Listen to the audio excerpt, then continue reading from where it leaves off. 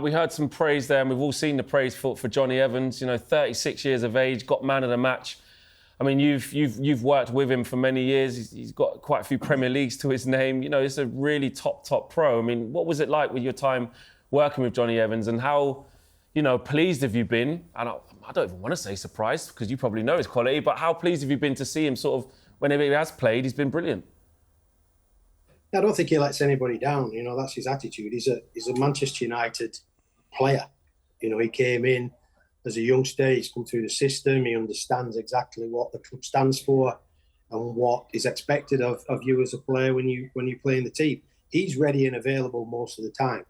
It just so happens that he's being left out because of the choices the manager made in what his defensive structure wants to look like. You mentioned Harry Maguire there. Two guys that will never, ever let you down. Not on purpose anyway. Sometimes circumstances of football matches dictate performance, but they have become integral again. 1 minute they were there, they were involved, then they were out of it, no longer required, and now they're back in it. So it's a little bit topsy-turvy from that point of view, and I do get where you're coming from when it is a mixture of, do we try to get the defence right? When do we get that right? Is that through a clean sheet, or is it through numerous clean sheets? How do we get the forward structure right? So there's a lot of issues there, a lot of stress going on in that, I'm sure, in that dressing room and at that football club at this moment in time. I enjoyed what Johnny Evans said post-match as well about, what it means to wear the Manchester United shirt and that pressure to perform. Mike, when you look around that squad and that dressing room, do you think there are enough United players who have that same attitude, or is that one of the main issues? Well, pressure sometimes is what you make it. It's there. You're at the place you want to be as a football player. You've been selected to be part of that fantastic football club. So all you have to do is make sure you're prepared well and prepared to do the best you possibly can. I think that doesn't go unmissed by the supporters at Man United. Effort is a fundamental requirement. That's without a shadow of a doubt. That's both on and off the field. You represent the football club in the right way. What manifests on the training ground usually shows itself in the matches, and at the moment that balance doesn't seem to be right. But when you look at players of the quality, and the careers really, Johnny Evans is no spring chicken, Harry Maguire's not anymore, but they actually do know what's required. They do know how to defend most of the time, and they are reliable. They're definitely reliable. They're 7 out of 10ers at least whenever they appear, and at the moment there's probably needs to be more of those 7 out of 10ers than what they're getting. Absolutely. Mike, I just wanted to ask you, in terms of the Aston Villa game as an isolated game, if you like, would you say that is a good result in the end, obviously taking into consideration how good Villa are doing? Or do you think Manchester United, despite the difficulties on and potentially off the pitch as well, that is a game that they should expect to win? Well, I think from the game point of view, both teams looked a little bit dull. In energy. I think that's been adamant or evident, should I say, in some of the Manchester United's performances. There's been periods of intensity and then a lot of periods of no intensity. I think both teams reached that point at the weekend. Villa were coming off the back of a fantastic, game midweek against, a top European team, back into Europe again. So it was euphoric.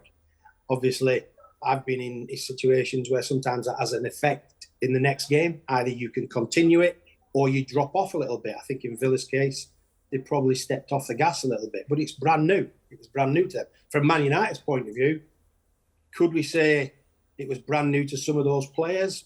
Probably not, with the experience that they've got in competition and the quality that they've got there. Then it was disappointing. But overall, as a coach, sometimes, a draw away from home is a good result in the circumstances that you find yourself in right now. Mike, you've been there and done it, and been there countless times when we've had difficult starts to the season in the past. What plan was implemented? What was the sort of instructions given to players to sort of come out of a bad start to the season, or a culmination of bad results and a lack of confidence, etc.? Well, as a unit, you've got to become a team. That's important. You're all in it together. That's fundamentally what team sport's all about. It's not just always the individual. I think it's a collective. You've got to get your head around the fact that things aren't quite where you want them to be.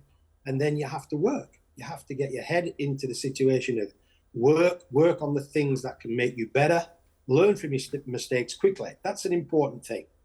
You know, if you want to be a top team in a top division, then consistency is one of those things. And we all know that games come around thick and fast. You know, in the heyday, and we shouldn't harp on about the heyday, because I had probably one of the best spells as a coach at Manchester United than anybody's had. But I think when you look at it, consistency is vital. Consistency and mentality is really, really important to be a football player at Man United. You know, probably 75, 80% of that is about mentality. You know, what are you bringing to the game? The skills are there. That's why you're there as a football player. Purely, that's why you've been selected to be part of that great football club, is because you've got the required skills.